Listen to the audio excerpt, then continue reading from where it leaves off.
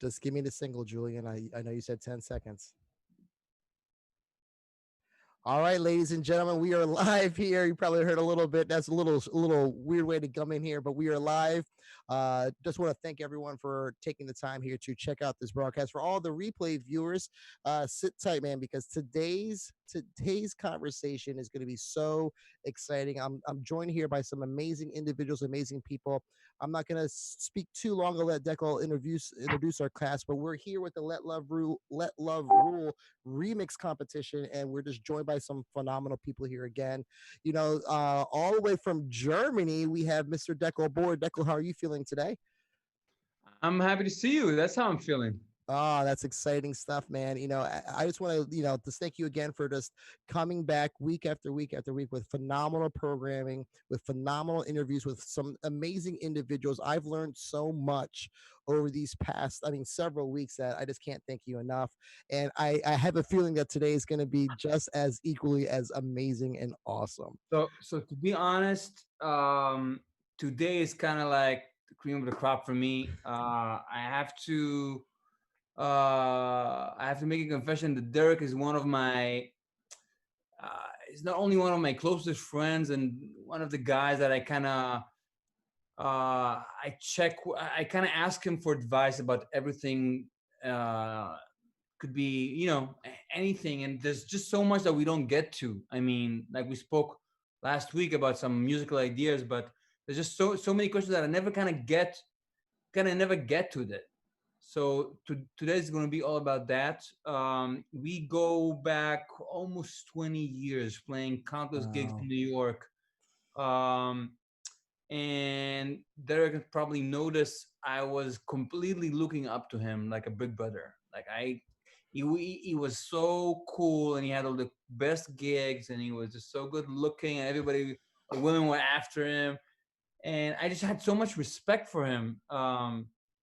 And I learned so much going back then.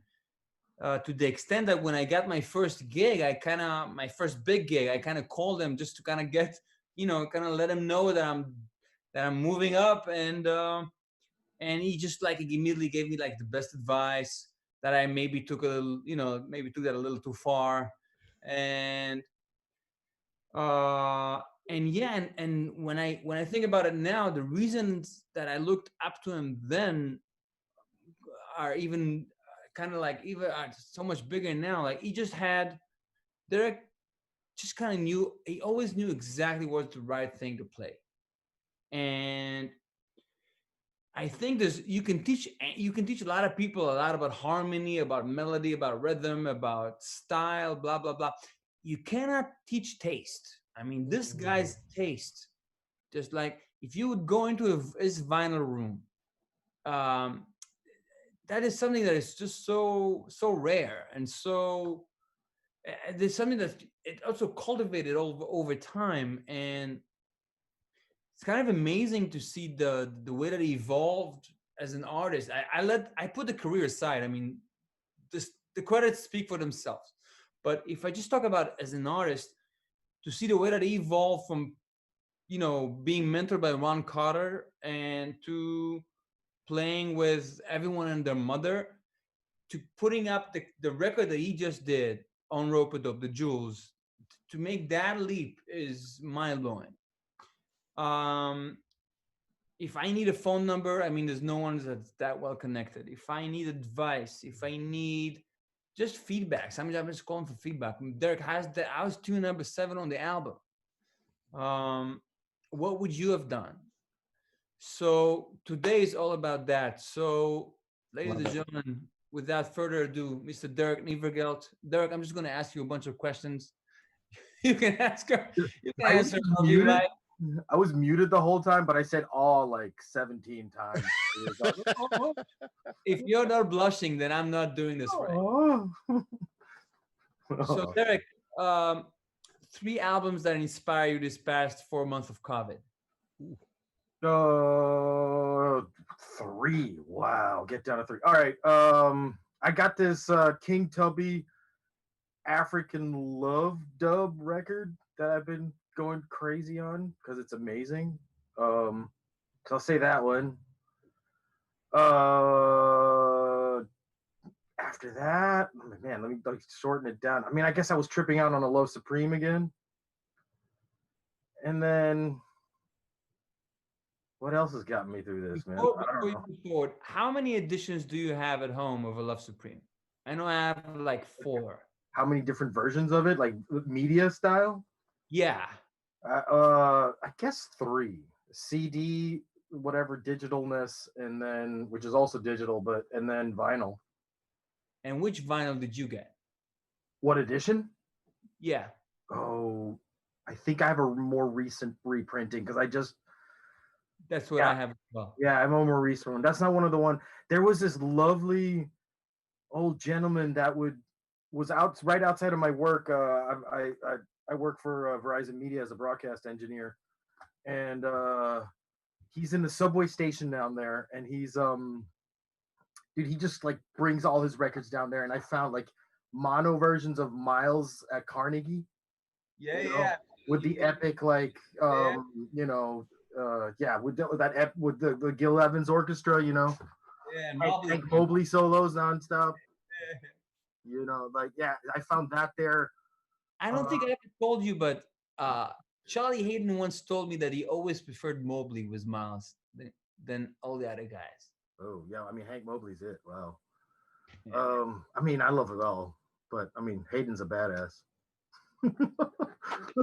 What are you gonna say? I mean, Hank Mobley, Ron Carter would always rave about his timing, and he would take that his solo from So What on that live recording. He's like, hey man, just take the. He's like, get rid of the band, man. It's still there. He's like, you Yeah, don't need nothing. You just need Hank Mobley, man. you know, just for an example of just great time. But So if we're already hitting on Ron Carter, how did that relationship start? I mean, I know that it's a huge relationship in your life. yeah, it started with I'm I sorry, had. I'm cutting you again. uh, For anyone that's coming from the electronic, super electronic world with us today, Ron Carter is the most recorded musician in history, regardless of instrument. Now go. Yeah, I mean he's a total legend.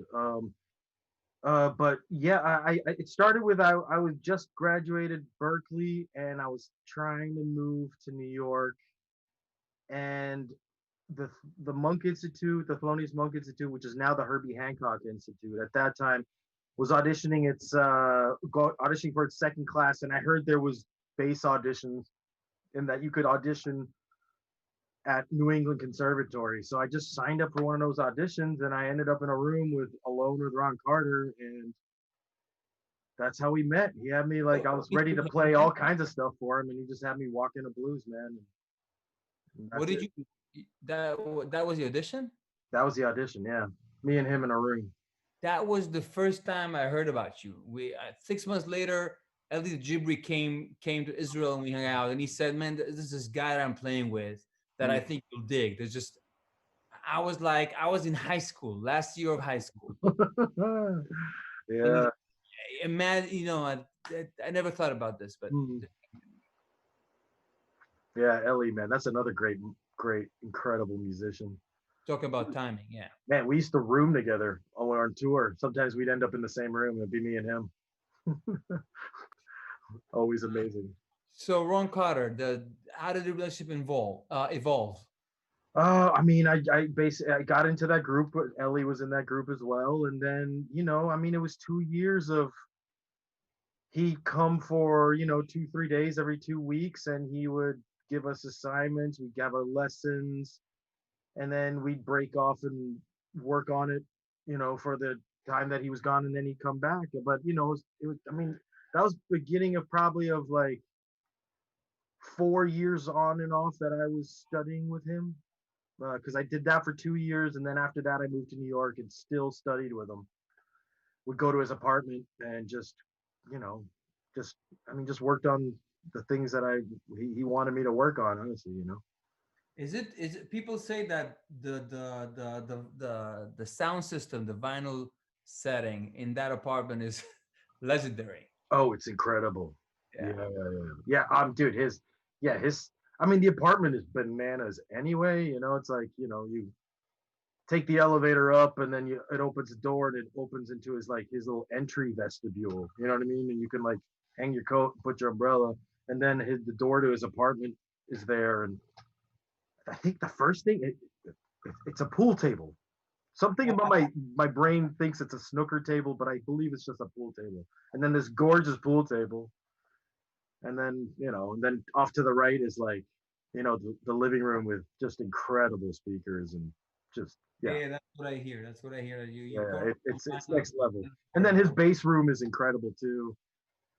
His sort of his office base office with all his things in it. It's So the reason I'm asking you about this is because I think all of the younger musicians that are watching this, I think the hardest thing for us to kind of teach them is how does one find a mentor? I can in jazz the mentorship is just part of the tradition, and I can say that for myself. The mentors in my life have been life changing. I mean, to some of the most incredible musicians that ever lived. So that is why I think that's kind of huge what you kind of went through. And it's funnily, can you hear me, Derek?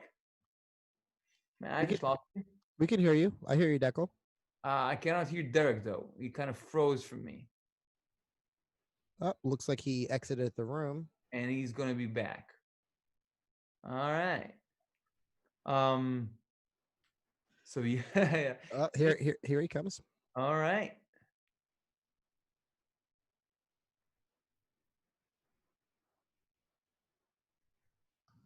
Uh, what's all up, right, guys? Can you hear me? we got you now, Yeah. Derek. Is All it right. something I My, said? my internet just straight up disappeared. Yeah, Just yeah, yeah, that happens. yeah, back. So what I was saying is that I think for most of the guys watching, I think it's hard to find a true mentor. It's hard to find the right mentor. It's hard to know how to cultivate the relationship. And I know that the mentors in my life are, I mean, we're talking about the greatest musicians that ever lived, that Mhm. are like second dads to me. Like there's, some of them are flying for my wedding. It's that kind of thing. And Mhm. it's actually around the same time I was mentored by Jim Hall, who used to play a lot with Ron. Yeah. Oh my God, those And, records those two made together. Holy shit. yeah. Oh God, I love So, those records. so what was the relationship like? What was the dynamic? You would call, you would, how Uh, did you maintain that? the relationship was, honestly, he was one of my was one of my favorite bass players ever. I mean, the chance that I got to be around him was just completely like he's what I wanted to be. You know what I mean? He was my dream, like how he played, the music he played, with whom and what. Like my dad had the records that he was listening to the records that he was playing on. So he was always around even before I knew who he even was. So the chance to be able to be around him was just a dream for me. And I just kind of like, honestly, man, I just submitted, man. I was like, whatever you're going to tell me, I'm going to take it as the truth because you know what I want to know. So, I mean, I really just, he broke down my bass playing in like the beginning to like the most basic, like just playing in half position. And I took that to heart, man. And I did like every gig, I would just play in half positions, like because you can find all the notes in then just one Yeah. place. So just you can learn how to play through the chords. And I took that, man. I did that for like 6 or 7 months, man. Like everything I didn't go beyond there. And I built every bass line off of that. And I sounded like crap in the beginning doing that.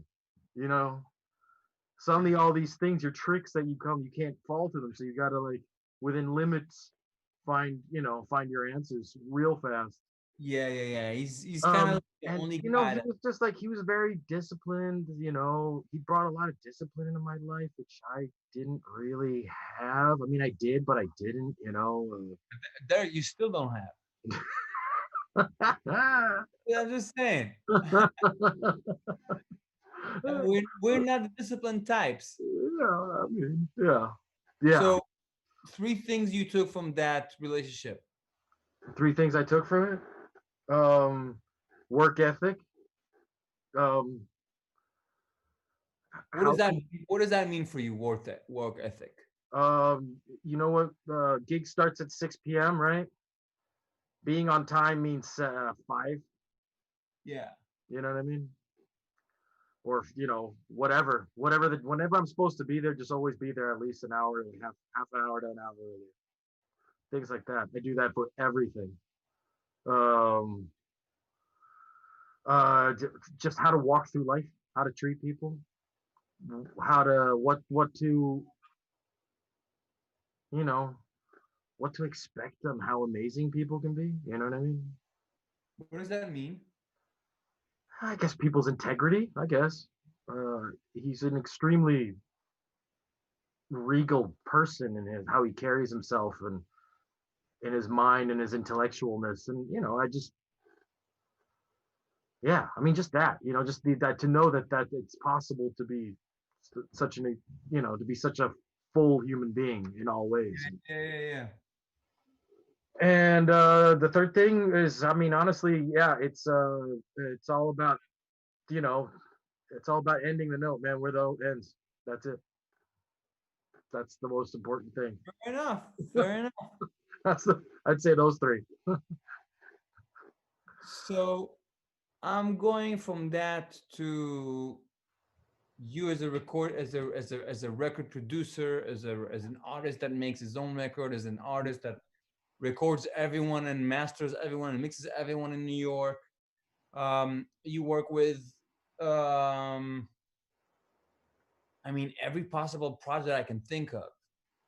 It could be a jazz band in the most legendary clubs. It could be a film star on a film. It's pretty much everything. So, how does one get a start into that world? How does one? I mean, like, I mean, I was coming up I was started like Berkeley in the mid '90s, and I think my first big person that I met was my bass teacher at Berkeley hooked me up with Ray Brown, so I was studying with him. So I got to be around like that class of person and just know that it's even possible to meet a person like that. You know what I mean? And then I also had like Ruben Rogers around me. You know what I mean? Like Ruben Rogers just opened up a lot of doors for me. So I think one of the things that got doors to open for me was the fact that I wouldn't walk into situations like assuming I knew everything. You know what I mean? Like I was kind of open and still am to being like, well, what is this going to be? I don't want to dictate things, and just being in general, just like an easy person to work with. I, I think that's what's helped me the most getting through the things. And, through whatever big chance I got to meet someone cool, I just tried to use that, you know, to its most, because, once I got to New York, I started, I think a friend of mine from Berkeley that I sort of half knew, but I was nice to, he was working at a jingle house as an assistant engineer. I think there was one of those moments where they just needed a bass player, and he was like the guy with a bass player number. And I got into that jingle house, and that's how I got in. This is like still like jingle times. And I mean, I did countless sessions in there, and just because of that, and through Terrence, I got into doing like just session work around New York City. Period. You know what I mean? Working with him, and just just trying to be professional, being on time, try to read the parts, know what I have to know to even get in the door. You know what I mean? Come prepared, all that kind of stuff. That I mean, and then just staying curious. I mean, trying to learn new stuff. I always try to learn, like, because like I went to school right with like Ruben, with Adam Deitch, and those guys were DeAnthony Parks. You know what I mean? So they're like Deitch and DeAnthony Parks super early on were already like making beats and doing all this stuff and understanding computer stuff. And me being an upright bass player, like just We're caring talking about, about 1999. I'm assuming. oh, this is earlier than that, man. This is like 96, 7, Ah, 95, where these guys like they're working on MPCs and things like that. And I knew some people that were kind of in Pro Tools. Jeff Basker I went to school with that guy too. So he had a whole crazy little cool production setup under his bunk bed in his room. It was really fucking cool, actually. So just like people like that made me realize that I should learn more than just notes and note placement or And just other things. And I was curious about it too. Not more than I should. I was like, wow, this is really cool. These guys can do all this stuff. So once I got to New York, I think when I was like between gigs, I started interning with different producers. I interned with this guy, Axel Niehaus, who worked with Puffy a lot in the 90s. You know, he would mix like some of the Biggie stuff, MJ Blige. So I learned Pro Tools and like that kind of stuff from them. And what does that mean to be an intern for him? Like, what is that? like What does that mean? you know what I ended up doing a lot for them was making this was when websites still had music. So I made like cheesy like house beats for websites, you know, things like that. Um and yeah, they just taught me how to use Pro Tools, and I was like their bass player when they needed to do stuff. But that was sort of opening up that. I ended up yeah, through them working with them. At some point I started slowly buying at some point I got like a LE version of Pro Tools and got my first interface, my first keyboard, and slowly built into having a whole studio. So, if we're talking about studios now, you're one of the few guys that I know that has um, a real vision of how to combine the digital aspects of a studio and the analog aspects of a studio. And this is something that uh, I'm always feel like I don't understand enough, because being a guitarist, I like to keep everything analog. I don't want anything digital in the chain, because the a guitar pickup is really a magnet, Mm, and the way as soon as and it's all stays physical until you put it through something digital. mhm, mhm. So it was always baffling to me how to work that. So I'd love to know what's your take on this. um I mean, listen, I love analog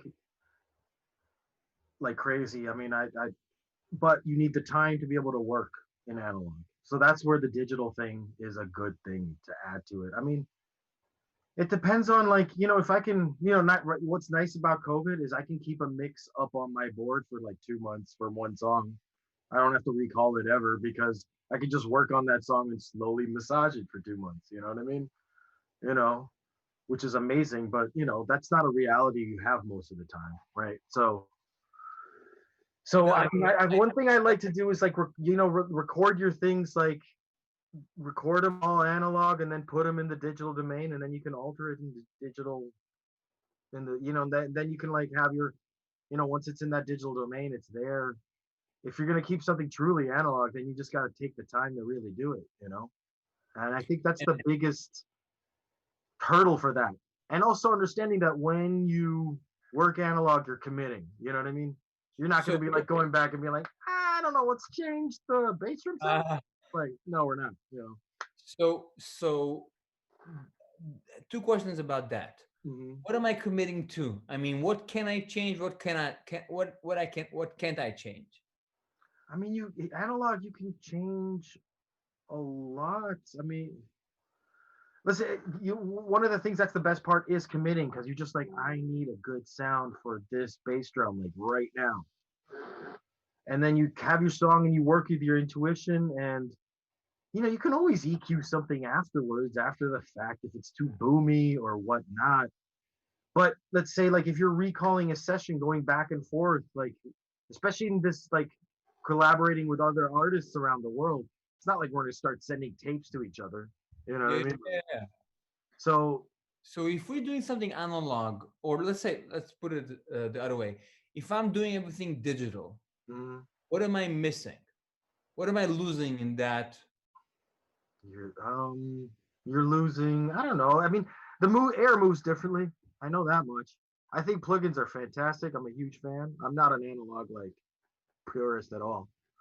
But it does move air differently, like you said, like the magnetic coils in a guitar amp, or a bass drum pushing all that air across the room into a microphone, and that being turned into electricity. That it's a different thing. It's like when you listen to vinyl, man, right? That's like you can hear the grooves, you can hear the needle physically moving, and you can feel that in the air and the speakers. It just comes in a different So if wait, before you continue that, before you finish that sentence, way.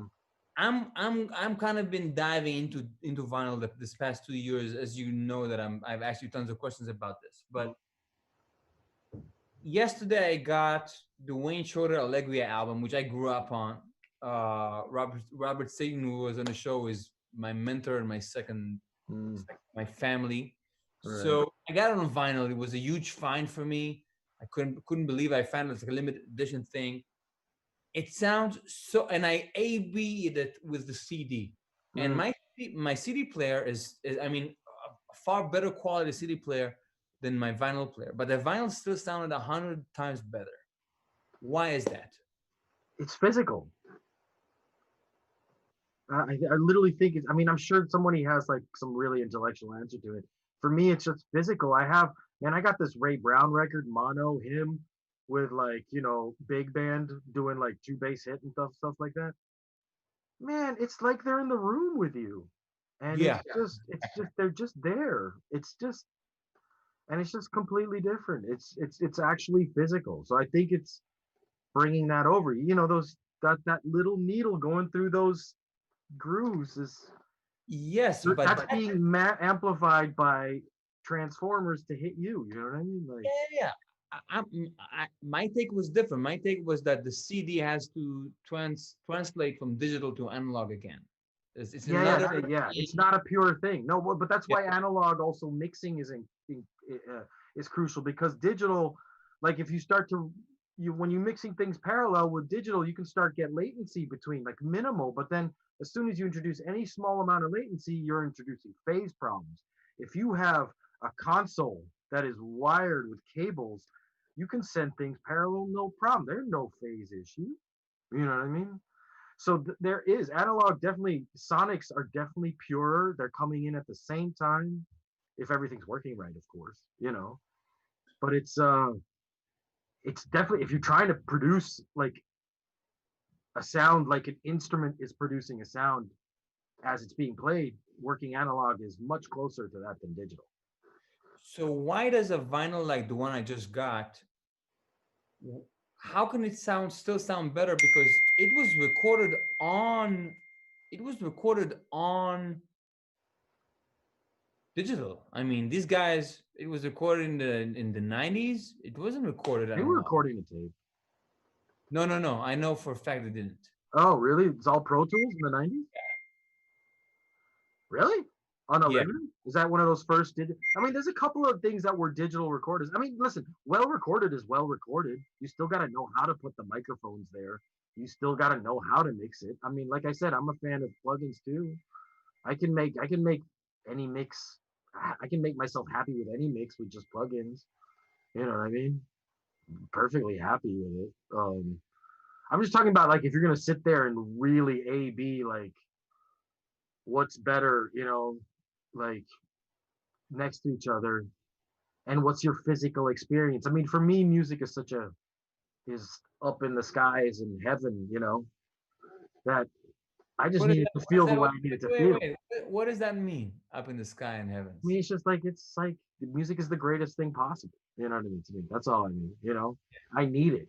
So I want, and be knowing it intimately, from being able to stand in the heart of a rhythm section and playing with a band like that, to listening to it, to making it in a studio from scratch, to even DJing, man. I notice like if I'm DJing vinyl, I can actually get to the point where I feel like I'm on the bandstand, because it just makes you feel like you're there with them. You know what I mean? I hate being so metaphysical, like, or not even metaphysical, so unsmart about my explanation of it, but it's just for me, it all boils down to feel everything. You know what I mean? Yeah, that's And if I'm for me, personal preference is I'm gonna plop vinyl record on my record player so I can listen to it for many reasons. One, I like the sound. Two, I like to be forced to have to sit there and pay attention.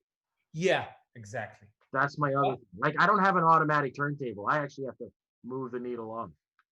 You know what I mean? I didn't even know there was an automatic. But anyhow, and I'm learning here. I'm learning. I'm going to class with Derek Nievergelt. So let's talk about feel for a minute because I could have never make an album like the Jewels that you made. I mean, that thing is all feel. Like anything that you've been producing in the past, I don't even know how long. It's so far from my realm. I mean, What?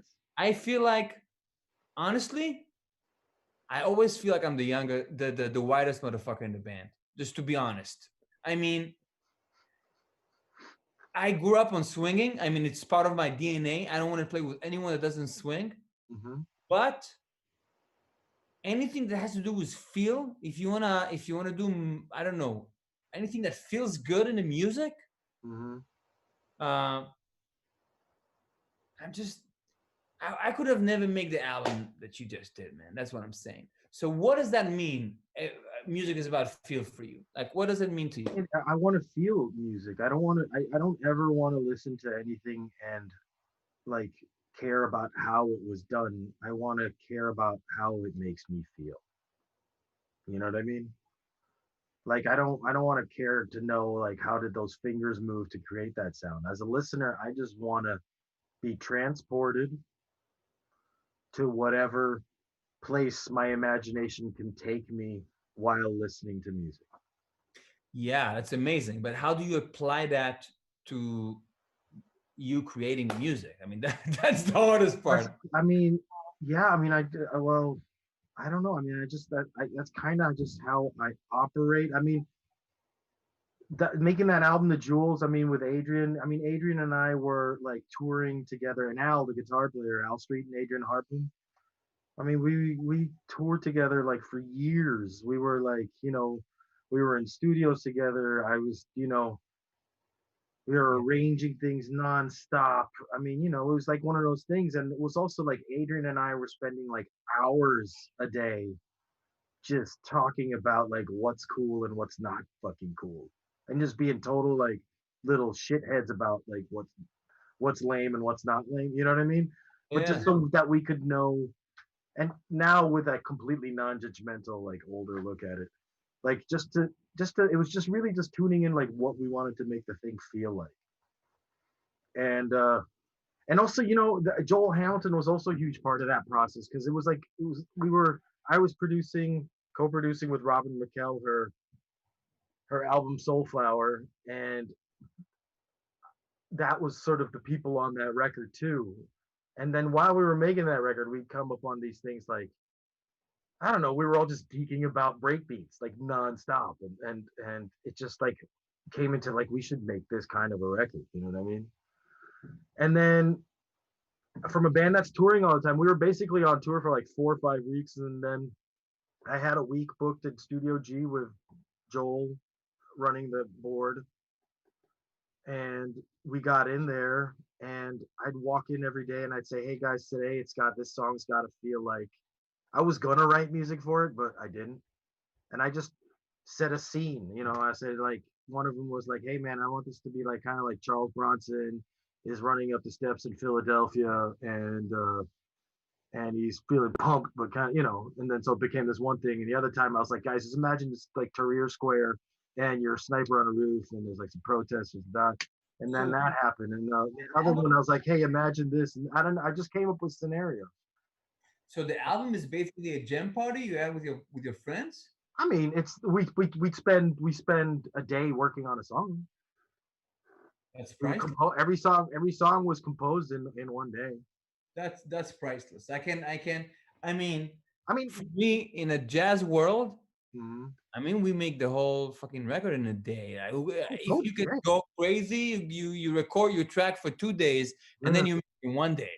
yeah, yeah. No, I'm always trying to get jazz musicians to take more time to record, but those guys Yeah, are yeah, yeah. 30 tunes in like 5 minutes. I'm like, all right, dude, roll. I Yeah. mean, well, because jazz, well, it's different. Jazz is a different discipline than that. You know what I mean? It's a different. You're going in and let's say a lot of those, right? You're improvising over a standard melody, creating a new composition in your improvisations, or there are these songs that are like working in a field and people can like gel into it, and you can do like 20 songs because who wants to repeat, right? And people's musicianship is on such a high level that they can just, you know, do that. This is like, we're coming from scratch trying to create moods, you know what I mean? So that's like a whole nother different thing. So it's like, what kind of groove? How's it gonna feel? We play something. Once it feels good, find a click track for it. Like a right rhythm for it. Then you start to like do a basic sketch. And one of them, me and Al are just winking at each other, like, I'm gonna change the chord, see if you can hear it. You know what I mean? Like, some of them, Al was like, "Oh, I got cool chords for this idea," and then he'd like jot down some chords, or well, like it's. And some of the things were like me just chopping up like endless, 15 minutes of us just fucking around. You know what I mean? Which is basically like what Miles did with Bitches Brew. That's all he did. Yeah, Right? yeah, yeah, yeah, You know? yeah. So I'm gonna pivot this in a slightly different direction. But before Mm. I do, anyone who's watching this didn't get the album, it's fucking amazing. I mean, just go to ropodope.com, click the link, get it to your house. You can send it to Derek to get signed if you want. I just solicit you to do it. Um, so this year, with everyone's kind of figuring everything out from scratch, how do you stay inspired? I mean, Yeah, it's hard. you stay inspired in 2020. Yeah, it's hard, man. I mean, um, I try to stay practicing a lot. You know, I try to practice as much as I can, and I try to not force myself to work on creative things when I don't have the energy for it, because I just don't want to introduce any bad energy into like self sabotage or anything like that. So I'm very cautious about when I work, how I work. So I'm doing everything wrong. You say you're basically saying. Man, to each his own, man. Come on, we're all human beings. We all got to figure out how to do it the way we need to do it. I'm the other extreme. I just go to the studio and I take the hammer and I work until either I work until it's time to go to dinner. It's that simple for me. Yeah, I'm a big believer in inspiration. I yeah, mean, like today, I wrote a song in 7 minutes, which mm, is super, super, super rare. I mean, it almost never happens. yeah, The rest of the time, you just go to work. You just go to the studio and you put in the work. I mean, it's that simple to me. I just sit and I sit and I sit and I do this and I do that, and you know what I mean. So and I do force myself, which is yeah. I I don't know mean, if it's that has its times too. I mean, I've definitely been like that. Right now with the music I'm trying to make, it's like I'm trying to really massage it into a place of where it feels to me like these songs are doing what I want them to do in the right way. So, what music are you trying to make, and where do you think music is going this year? Because this year is such a pivotal moment. I think music's probably going to be like off the charts. All the new stuff that's going to come out. I bet, I mean, times like this, man, like people need it. People with the create. I bet you creativity's off the charts right now out there. Um, I bet you we're going to get some sick albums in like a year. I bet you. um, for me, yeah. I mean, what am I trying? I to me like I don't know, man. Pulling the nostalgia out of a person, because music to me is like a nostalgia experience, because as soon as you're dancing, you're psyched about the beat that just got you to be there, so you're like in the moment. But what you're I don't want to do anything that doesn't have nostalgia to it. yeah, Any well, yeah, it's instant. Like there's no future in music, right? You know what I like mean? when There's I like pick this up, I think about Jimmy Page. I think about Pat Metheny. I think about Eric Clapton. I think about Keith Richards. I think about Neil Young. I think about Les Paul himself at the Iridium playing "How High the Moon." oh I yeah, mean, totally. Oh man, music doesn't exist without nostalgia. yeah. Music is that's it. That's what I mean. It's not like it can be a forward looking thing. I think it's a very present in the moment thing, and then after that, it tickles at your memories of how great it felt. You know what I mean? Or how you felt in that hearing that song. You know, like that Billie Holiday record, Lady in Satin. You know, you put that Uh, shit on, and it's just like, you're just instantly yeah, like you're in the room with her in 19 fucking 52 or whenever that was recorded. You know what I mean? Like yeah, or and you 56. also, I always felt that that lesson is a real that record is a real lesson in the things you gain through life. Like if you go through the journey, Yeah. like what she knows, the way she sings then on that album. I mean, it kind of makes you want to get old, grow old and go through the journey because it Oh, just seems dude. like, Yeah, whoa. she's a monster. Plus, I think that record might be like the best sounding album ever made. Yeah, I don't know why I think that, but there's a part of me, and I mean not like technically or anything, but I just mean as like soothing. Like you're just like yeah. this. It's such a warm bed, and I just have like some Columbia remastering. You know what I mean? Like from the '90s. I have an original. I kind of lucked on no one. I think the guy that was selling it didn't know what he had, and Oh, nice. um. Yeah. So, if you have, do you have any questions for me, or can I go home? Yeah. Jeez. I mean, I have questions for you. Like, well, I was wondering, like, what do you think? What is your creative process? Like, what? I mean, you hammered it out. That you say you hammered out, but like when you're writing and prepping for like, let's say your last album, are you demoing things on your own and then you just, like write a chart for it and then like present that to the musicians? Are you rehearsing? Are you? So, the last album is. I don't think we ever talked about this, you and I, to that detail. But No, that's why I was curious about this, honestly. that album started with, I couldn't even. It was right after my accident, so I couldn't even play standing up. I mean, I would have a rehearsal. I couldn't carry the weight of the guitar, so I had like two and a half songs. I don't think any of them ended up on the album, and I was just kind of aching to get back to playing. I got in touch with a couple of like former students Mm, at the Berkeley branch of in Israel. mm-hmm. And I said, "Hey guys, can we play?" And they were like, "Wow!" And I said, "Don't go wow, I can barely play." Mm, So I was kind of learning how to play again, and it evolved. We just went through, and I would write and write, and I'm kind of in the same zone now, and I'm kind of gearing towards the next album. I think I told you about it. That I started rehearsing with Ginsberg, that's right, with Josh. and another cat here that says he knows you, Tobias Beckhaus. Oh yeah, totally. Great fucking drummer. Yeah, yeah, yeah. So, uh, the process is kind of simple for me. The writing is is a little more natural for me than, I just sit and it kind of comes. I mean, give me enough time with the guitar, I'm just gonna get you songs. Most of them are gonna be shit. Mm, Uh, and I spoke to a lot of people about this. I'm one of those guys that I need to get five songs out to get one really good one. that's a And real for every show too. Yeah. I don't know. And for every five really good ones, I get one really good. And No, then if I get 17 really good ones, I'm gonna get one that's like, yeah, I'm lucky to be alive to be getting this. totally, totally. So, but the thing is, I don't know which one. It's like going on a date. You don't know if she's your wife, or you never gonna remember her name. But you gotta have to go through and put in the work. Mm, And you're gonna have to put in the work. You're gonna have to change the chord. You gonna, you know what it's like. You have a couple of good pockets there. You're gonna have to work them out, and then I had to chart it out.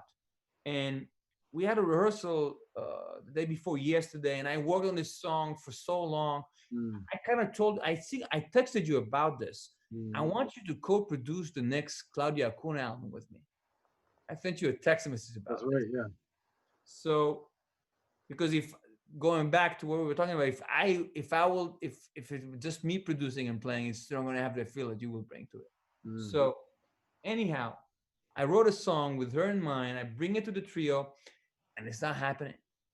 I mean, this is not. mm. I worked for it for 2 3 days. It's so, but you kind of have to put in the work. It's that's kind of like, I'm this close to just tattooing that on my chest. Just Mm. hashtag put in the work. Yeah, yeah, You definitely. have There's to no way put in. around. There's no So error. right now the process is simple. I write a song on guitar, usually acoustic guitar.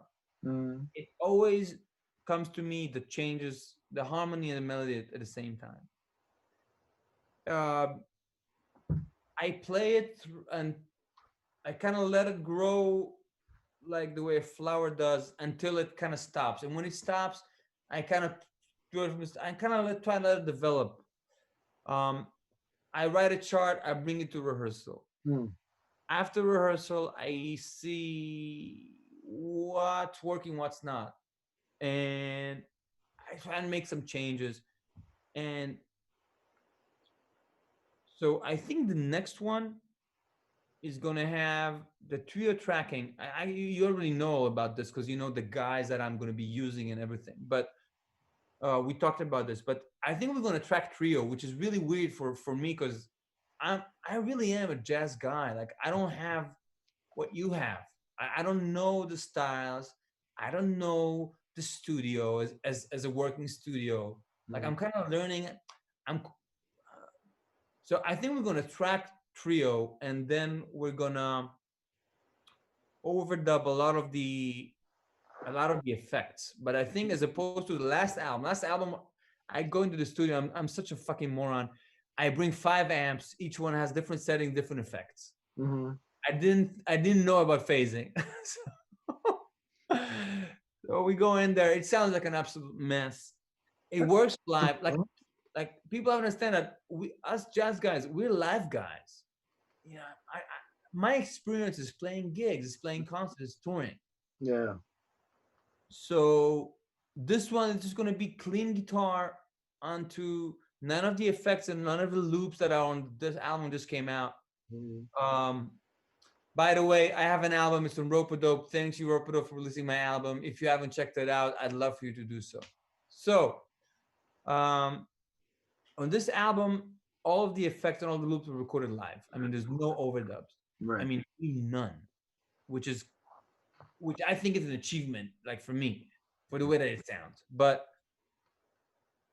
this time, I'm thinking that it's gonna sound better if we don't do it that way. We just play trio the way we always did, Mm-hmm. and then I don't think I'm gonna be. I think there will still be no overdubs because to me it feels like it doesn't feel organic to whatever. I I still put all those Mobley records on. Like I'm still kind of that guy. So what I'm thinking about doing is to take all this original track and kind of reamp it through the effect in different ways, so Mm-hmm. it's still the same line. Mm-hmm. Because I never kind of dug. There are very few albums where I just got yesterday. I got with that Wayne Shorter album. I got um, Wes Montgomery's "Bump It," Mm. Rock on it, Grady Tate is on it. So they recorded the quartet Mm-hmm. and then they overdubbed the strings Right. and percussion. I mean, and they play Con Alma. Yeah. And the solos they start swinging. And the percussion, he wasn't in the room, so he still plays Latin, but they're not even an affiliate. So, and I think all the vocals that I plan to have on it will also be overdubbed. As Mm. opposed to in this album, all the vocals were recorded live except for the harmony. Um, So you know what's amazing stuff to listen to is some of that David Axelrod music yeah, for this kind of like instrumental. Cause it's funny. I'm working on a with some friends of mine. We're working on a. We have our little like guitar trio thing, and are you cheating on me?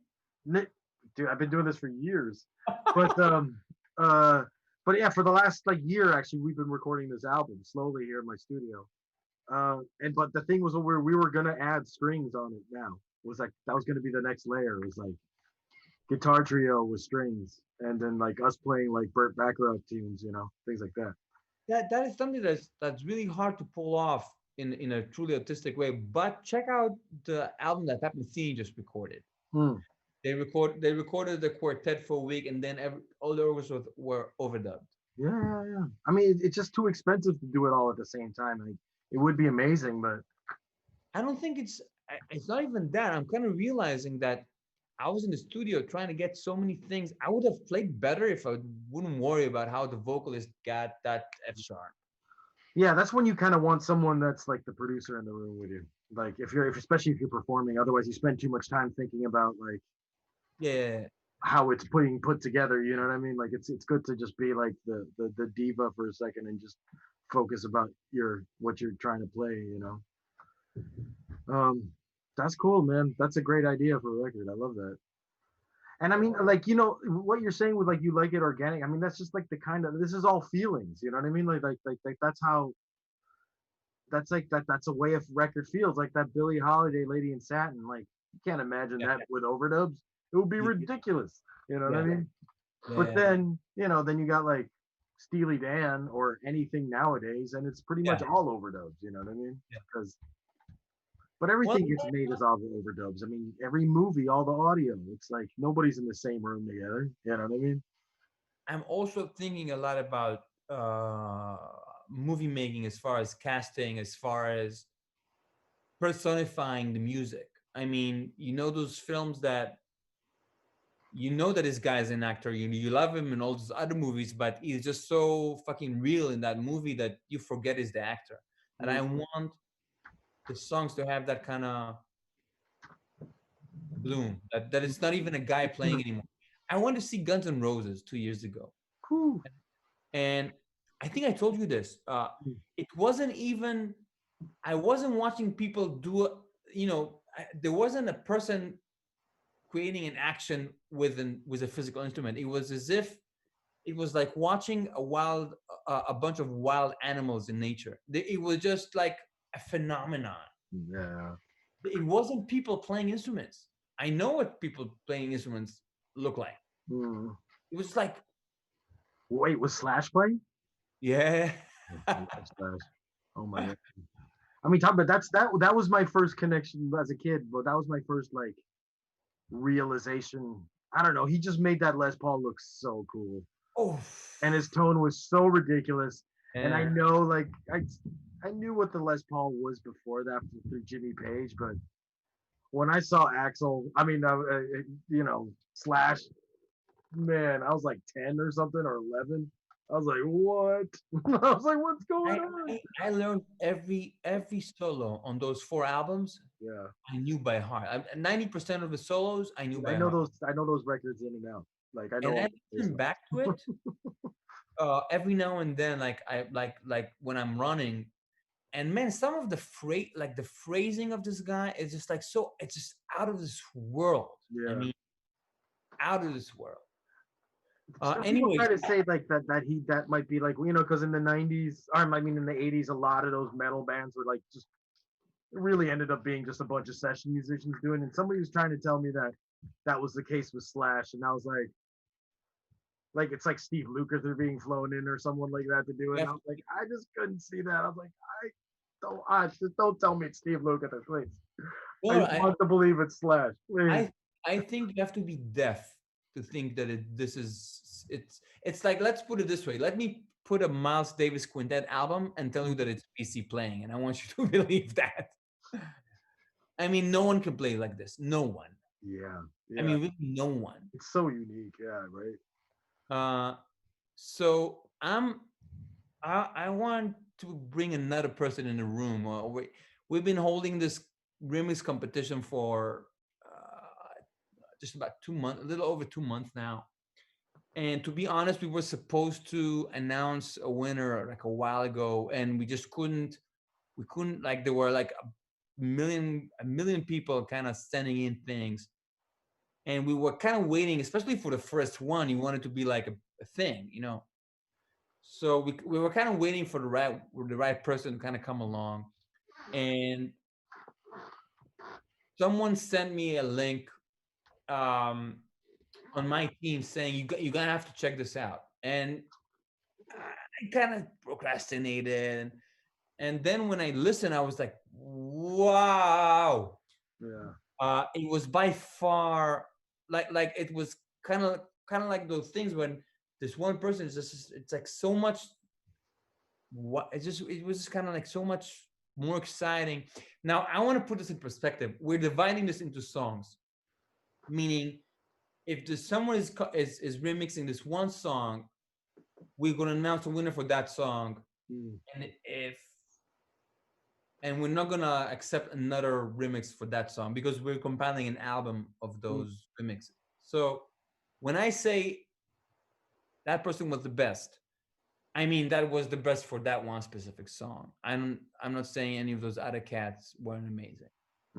So um I want to bring Simona Zamboli from SAE Milano to the Zoom chat with us, and I want to ask you some questions. Simona, are you with us? Hi, hello everybody.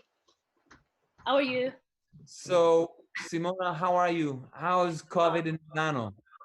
The whole fucking world is rooting for you. Sorry? The whole world is like behind you. Oh, thank you. I'm so excited and I'm really happy about I know we're not talking about this. We're talking about COVID.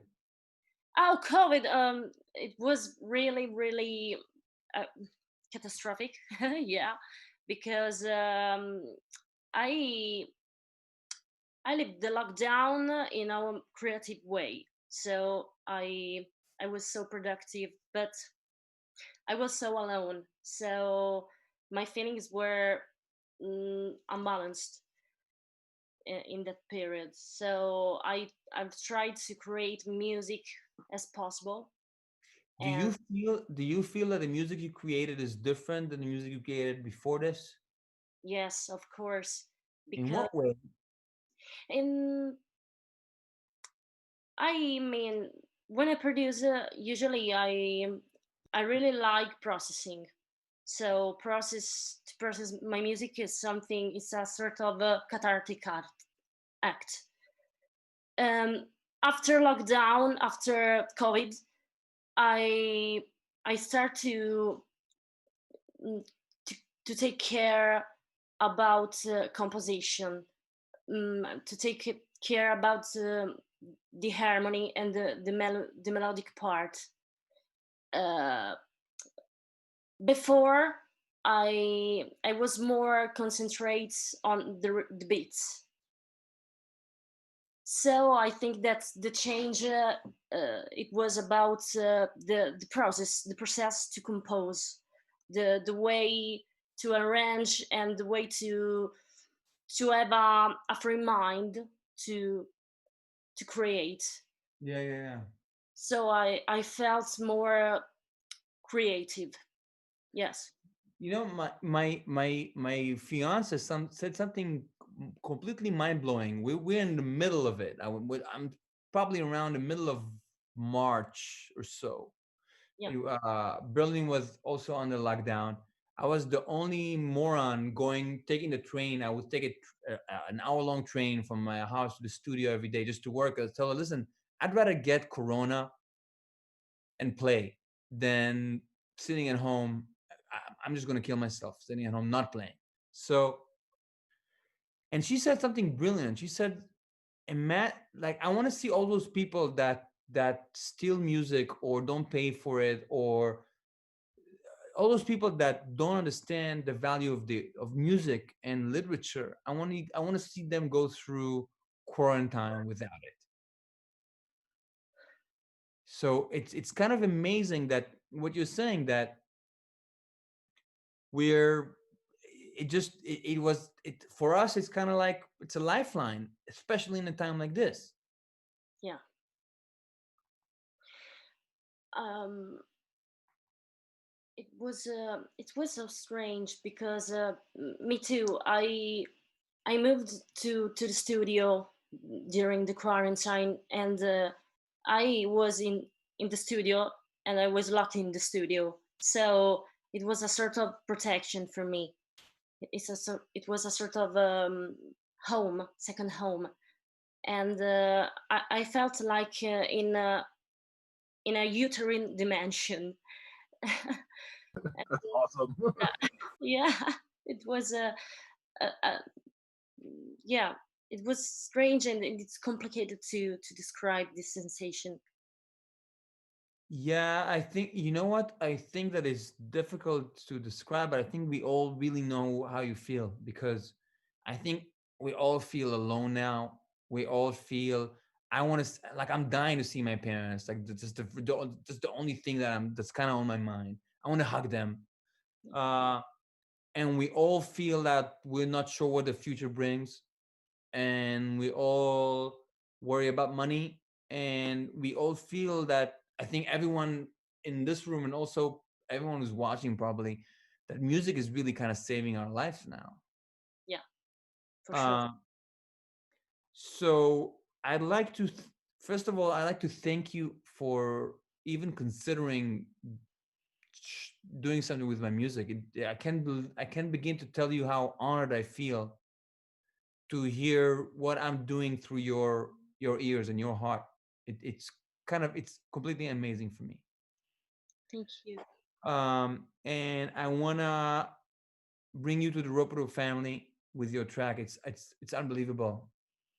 Wow. And we'll be sending you this gift. It's gonna take a minute, but we'll be sending you this gift pack from Sennheiser with some gear, from Model Electronics with a synth, and a lot of plugins for you to play with, because the music you've been making is just unbelievable, and all of those brands want to see you continue to make unbelievable music. So it really means a lot to me personally, but also everyone on board to kind of collab, to get to work with you from now on. So thank you. That's all I can say. Thank you too, because you really inspired me at first listening, and it was pure magic. Because when I was inspired by your track "Let Love Rule" in particular, because when I listen to jazz fusion and I compare to electronic, I I think about break beats, breaks, and the early '90s genres that mm, that was producing this kind of junglist beats, etc. So I don't know. I was really inspired, and I produced in in few days this track. So I'm really I'm really excited, and thank you, Rob Dope, because I can describe my happiness. I'm really yes, I'm emotionated, and mm, Woo! thank you. That's awesome. I can tell you, Simona, that what now, knowing what it's like to work with an incredible label like that has over 500 artists all over the world, and I can't, like, I can't begin to tell you the kind of support that I get from them. uh and it can be, I'm not even talking about all the technical things which I would have never even known what to do with. I'm talking about, I need advice about music. I need advice about music business. I need a connection to this or that guy. They're kind of unbelievable. They're unbelievable. So um, I'm super excited about where this is going. Um, I know that once the world kind of goes back to touring, we'd love to have you perform with the band live. And yeah, all I can say is, if anyone is watching this in this crazy digital world, we're listening to all the tracks you send. Please continue to do so. Um, all of you guys are making incredible music, and we're really, really, really excited to share it with you. I cannot say that we'll be announcing a winner weekly, but we'll try. It's mostly process of getting something that kind of creates the goosebumps, that we feel that it's not just me, it's that it's part of the Ropodope envelope or the Ropodope vision, or it's um so some weeks we won't announce someone, but some weeks we'll announce two, hopefully, and just keep on sending the music. it's means a lot to us. And next week we have another close friend who's an absolute legend, Keon Harold, who won a Grammy for, I don't even know. He works with Beyonce, Jay Z, Maxwell, Rihanna, Mary J. Blige. I mean, it's like, so tune in with us next week. Keep on sending the music. Feel free to reach out on social media. And Derek, send my love to Sarah and the children. Thank you for coming. Thank you for having me, and congratulations, Simona. Thank you so much. Thank you, Derek. Can't wait to hear it. Fabian, thanks for having us. Before I leave, the album is out. Please check it out. Derek's album, The Jewels, is also out. You have to check that out. There's another album coming out this week, Nievergelt 2 on Rope-A-Dope. Check that out. There's an album that came out a few weeks ago that actually we just had it on repeat throughout the night. True story. Aaron Park's latest album, Rope-A-Dope. It's so fucking gorgeous. We had it on repeat the whole night. We were it's nice to wake up with that kind of music in the morning. So thanks guys for watching. Have a great night or a great day wherever you are, and stay loud and stay safe and stay human, and we'll get through this together. Bye. Simona, Bye. bye bye. It was